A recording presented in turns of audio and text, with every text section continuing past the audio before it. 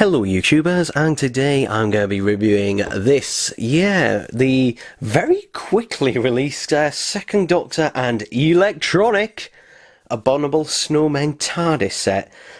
So, at the time of recording this, it's still on Character's website for £40, and we'll get into that in a minute. But as far as I'm aware, they've got about 500 left, or probably just under that by now, so flat out, just to say, if you want one of these, order it from there, basically now. But anyway, on to the review. So, this box is different from the previous TARDIS boxes. I have one here. So this is the previous Second Doctor TARDIS set. Now, the interesting thing about this is, in fact, if I put the camera up, we can see that this box is actually wider, but is actually, if I put them sideways, I don't know if you can tell there, but it's actually slightly slimmer. And that's part of the problem. You see, before I get into the figures or anything themselves, one of the reasons why these are more expensive than the B&M sets is because they all have, so far, you know, we only had two in the range, but so far they've all had unique packaging where they didn't need to. I mean, these two figures would easily fit in the same packaging that they do the B&M sets in.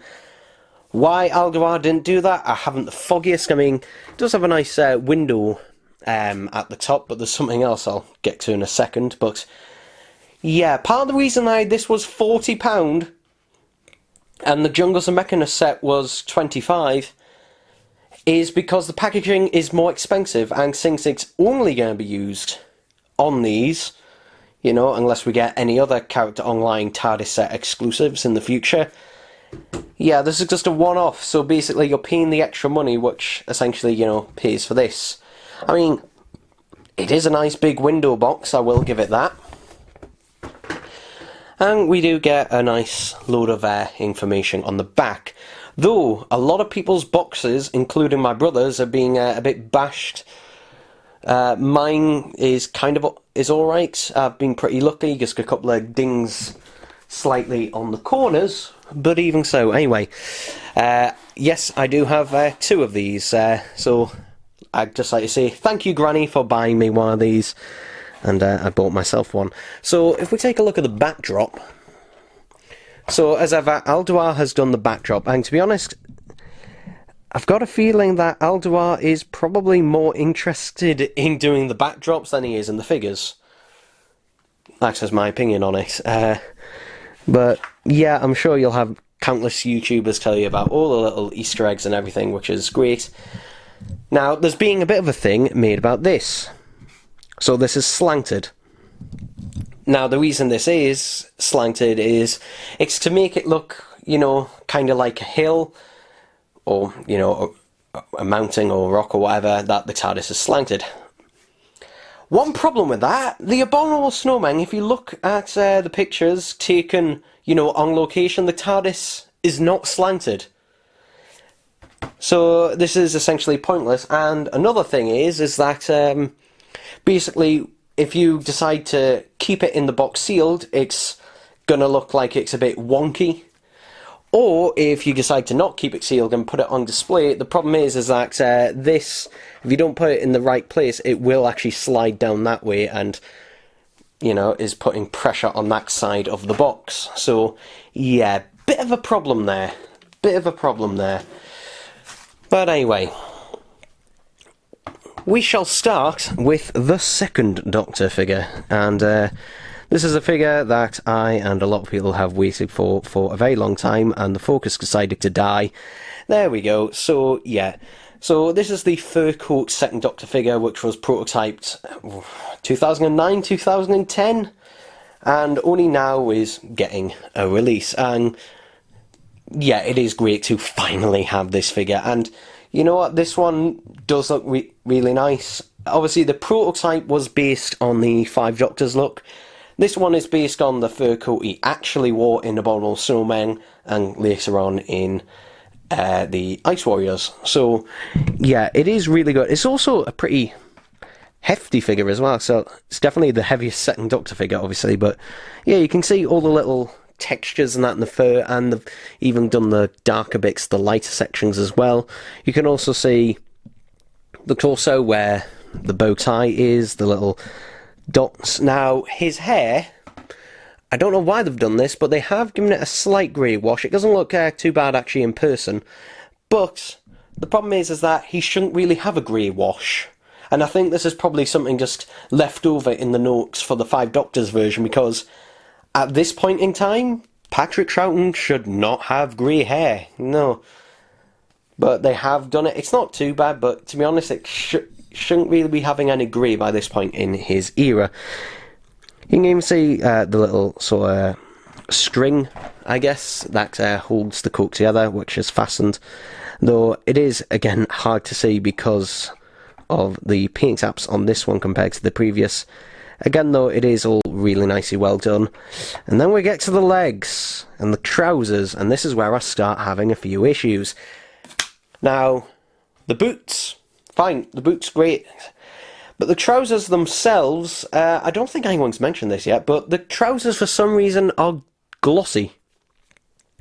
And it isn't showing up too well on camera, but they are glossy, which I don't know why they're this particularly glossy in comparison. I mean, you know, they should really be more of a matte finish. Like I said, this is basically just, assumingly, just the moulded plastic, and they've just printed the design on there. But yeah, on this one, compared to other releases, this one looks particularly glossy in comparison. So, meh. Also, you can tell this is an older figure that they've, you know, dug out the moulds for, because he doesn't have any ball joints, and this figure really does need ball joints, because this arm, the swivel joint is essentially pointless. On this arm, a little bit, but I wouldn't trust it. This figure really needed ball joints, kind of just like the classic Sontaran figures. They really did need ball joints, so you can tell this is made, you know, this was initially concept and made at an earlier point in character's history. But still, a really nice figure, and I would say this is probably the most worthy variant of a second Doctor figure, because to be honest, you know, apart from maybe a Power of the Daleks version or something like that, they've kind of exhausted the amount of figures they could really do, because they have done the majority of them, I mean, in terms of major variations. So, yeah, overall, very happy with this. Now we get on to the TARDIS. Ooh, so, the first thing I'm going to do is do a comparison. So, we obviously have the Patrick Troughton TARDIS from the War Games, the B&M version, and here we have the new release. Now, first things first is we have the electronics back, and which I'll demonstrate in a minute. Now, initially I thought that they had painted this TARDIS, and I was hoping that they'd paint it, especially for the price, because if you remember the Jodie Whittaker TARDIS, they painted that one. That one was painted. However, no, they haven't painted this one. They've just given it a very thick wash, which makes it kind of feel almost like paint, but it clearly isn't paint. In fact, if you look on the corner section here, you can actually see where some of the wash has actually missed just here. So, yeah, that unfortunately hasn't been the case. However, it's not as bad as it was here, but still, yeah. You also notice, this time around, they've done the signage different. So, in all of the classic series TARDISes thus far, the signage has been printed on. But these are not printed on. In fact, thanks to Reese, who sent me some pictures, these are not. These are actually stickers, and actually feeling that is clearly a sticker. So, yeah, unfortunately these are just stuck on, they're not painted on. And why have they done this? It's to give it that faded look without them having to use any paint. The problem is, on camera it doesn't look too bad, but in person it does stand out quite a lot in person. That you can clearly see that's a completely different blue to the rest of the box. I do appreciate the effort in making it look actually, you know, faded. Although while these signs should be blank, they are all identical essentially, so on that, but still, applauding for the effort. The main thing is, obviously, the doors. So obviously, the doors are switched. So this is essentially the only new sculpting for this TARDIS, and it is an appreciated one because obviously, you know, this is just a one-off. So, yeah, the same thing also applies here to the Pulse Open sign, which again, this time it's a sticker. Yeah, this time it is a sticker. It is not printed on, unlike the B&M TARDISes. And it's to, again, give it this sort of faded, dirty look. Although this shouldn't really be blue as much as it is. It should be a lot... I don't know, there's something about it that just looks off. I will say though, unlike the prototype images, they've actually got the colour right. On the prototype image, it looks very, very yellow for some reason, and I don't know why. This also means that they were able to get rid of the handles and put the lock on there as well. So yeah, that is all well and good, and it does look nice. This is quite nice. It's obviously got, you know, a white wash on there, which I do think really brings out a lot of the finer details in this TARDIS. And also, you know, for once, hey, the battery compartment and the speaker hole actually have a purpose. So, yeah, this is also the first electronic TARDIS that we've had with the thinner base.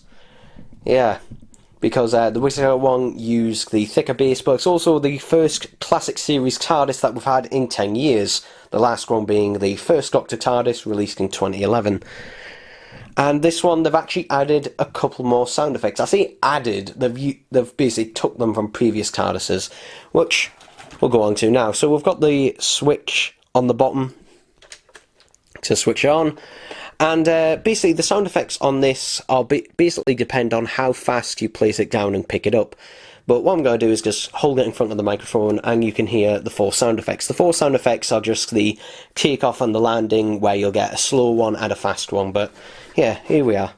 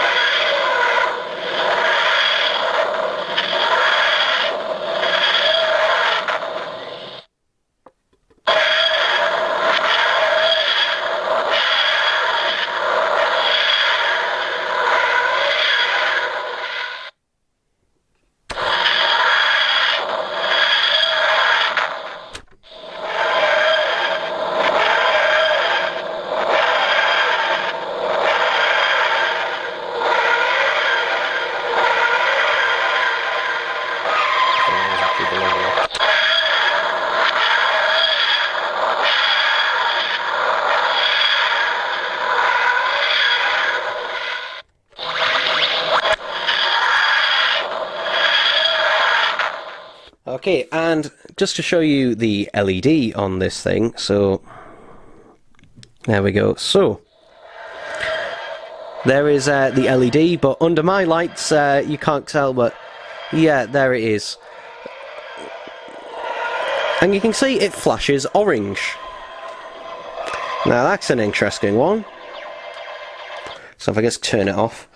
So, why does it flash orange? The previous TARDISes used white LEDs, why is it flashing orange? Well, the thing is, it's trying to basically replicate an incandescent bulb, essentially, which had a yellowy orangey hue to them. More of a yellowy hue to them, really. The problem is, with that, is that they've made it orange. They should have, if they did it yellow, then I think that would have matched a lot better. Orange, though, the light was not orange. It would not be that orange as much as it is here. I really think they should have either used a white LED or maybe a yellow one, like a bright, you know, yellow, but yeah.